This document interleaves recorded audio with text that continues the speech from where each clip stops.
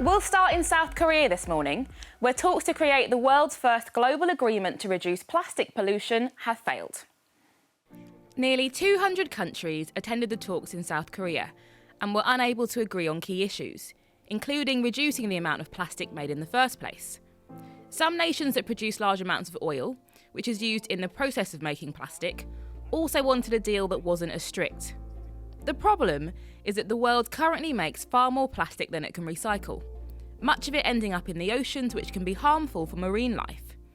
Plastic isn't biodegradable, which means it doesn't break up over time like paper or food, so it can hang around in the environment for hundreds of years.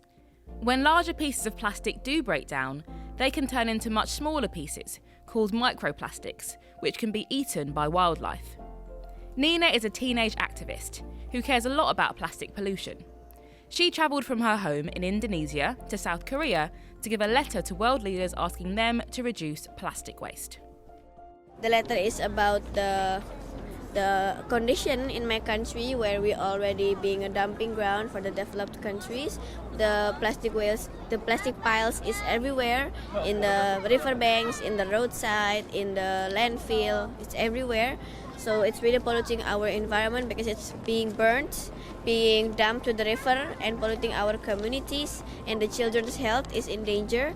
So I asked them to stop export plastic waste to my country and to developing country and to manage their own waste in their own country. The breakdown in talks comes 2 years after countries agreed that a global treaty was needed to tackle the issue of plastic pollution.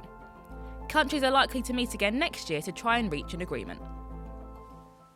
And if you'd like to know more about plastic pollution, head to the Newsround website for lots more information.